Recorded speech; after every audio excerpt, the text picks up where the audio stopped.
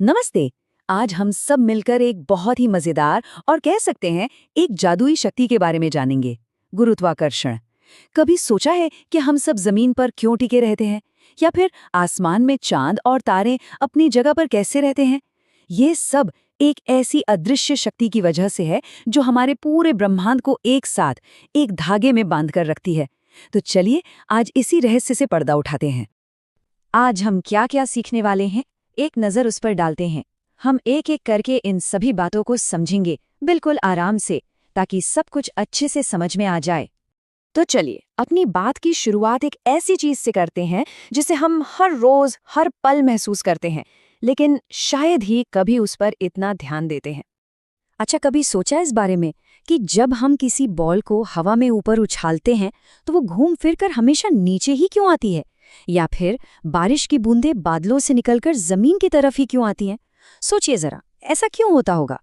वजह यह है कि हमारी जो धरती है, हमारी पृथ्वी, वो हर चीज को अपनी तरफ खींचती है, बिल्कुल वैसे ही जैसे एक चुंबक लोहे को अपनी ओर खींच लेता है। ये एक ऐसा खिंचाव है जो हमें दिखाई नहीं देता, और इसी अदृश्य जादुई खिंचाव को हम कहते हैं गुरुत्वाकर्षण। अब चलिए जरा अपनी पृथ्वी से थोड़ा बाहर निकलते हैं और देखते हैं कि ये जो खिंचाव है ये हमारे सौरमंडल में, यानी सूरज और बाकी ग्रहों पर कैसे काम करता है। क्या ये वहां भी होता है?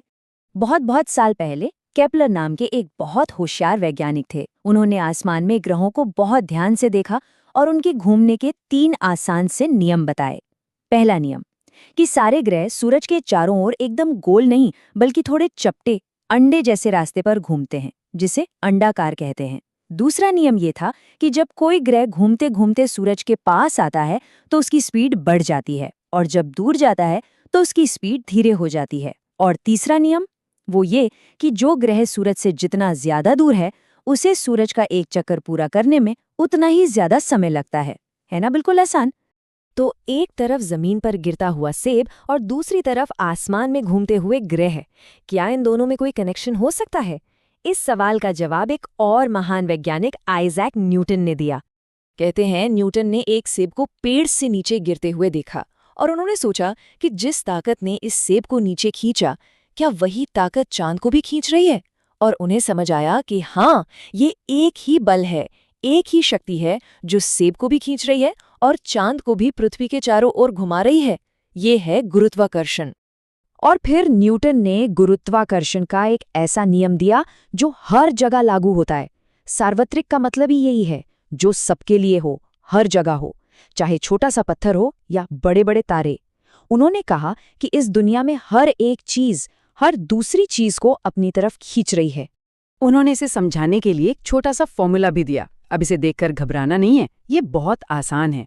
ये बस इतना कहता है कि जो चीजें जितनी भारी होंगी उनके बीच खिंचाव उतना ही ज्यादा होगा, और वो एक दूसरे से जितनी ज्यादा दूर होंगी उनके बीच का खिंचाव उतना ही कमजोर होता जाएगा। और फॉर्मूले में ये जो जी है ना, ये एक बहुत ही खास नंबर है। इसे गुरुत्वीय स्थिरांक कहते हैं। सोचिए कि ये एक ऐसा फिक्स नंबर है जो बताता है कि गुरुत्वाकर्षण का बल कितना मजबूत होगा। भले ये नंबर बहुत बहुत छोटा दिखाई दे रहा है, पर ये इतना ताकतवर है कि बड़ी बड़ी आकाशगंगाओं को एक साथ बांध कर रखता है। चलिए अब वापस अपनी प्यारी पृथ्वी पर आते हैं और ये देखते हैं कि यहाँ पर गुरुत्वाकर्षण का खिंचाव हमें कितना मजबूत महसूस होता है। जब कोई भी चीज पृथ्वी की ओर गिरती है तो उसकी रफ्तार लगातार बढ़ती जाती है। हर पल वो और तेज होती जाती है। रफ्तार में इसी बढ़ोतरी को गुरुत्वीय त्वरण कहते हैं, और इसे हम छोटे जी से दिखाते हैं। पृथ्वी पर इसका मान लगभग 9.8 मीटर प्रति सेकंड स्क्वायर होता है। अब एक बहुत ही हैरान करने वाली बात, गुरुत्वाकर्षण का बल पृथ्वी की सतह पर, मतलब जहां हम रहते हैं, वहां सबसे ज्यादा होता है। अगर हम किसी रॉकेट में बैठकर आसमान में बहुत ऊपर चले जाएं या फिर किसी बहुत गहरी खदान में नीचे उतर जाएं, दोनों ही मामलों में गुरुत्वाकर्षण का बल कम हो जाता है ना अजीब?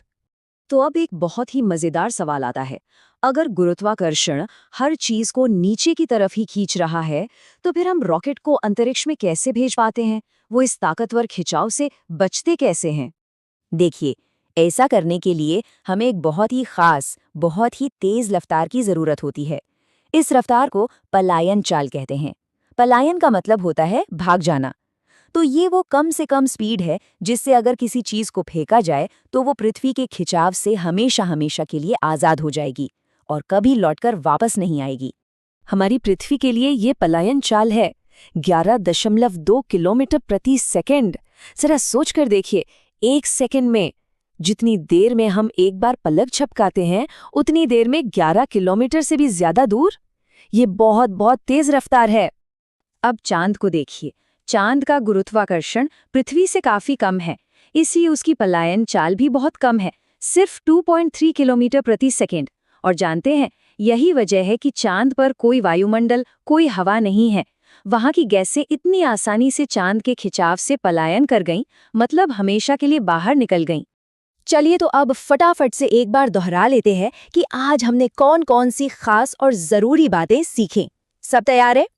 आज हमने सीखा कि गुरुत्वाकर्षण एक ऐसा खिंचाव है जो सिर्फ पृथ्वी पर नहीं बल्कि पूरे ब्रह्मांड में हर जगह काम करता है।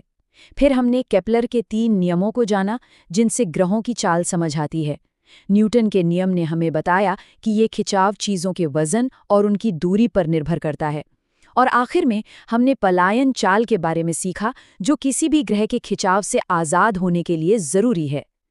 और अब जाते जाते सबके लिए एक सवाल, अगर गुरुत्वाकर्षण हर चीज को अपनी तरफ खींच रहा है तो फिर ब्रह्मांड में ये सारे ग्रह, तारे और सूरज आपस में टकराकर एक क्यों नहीं हो जाते?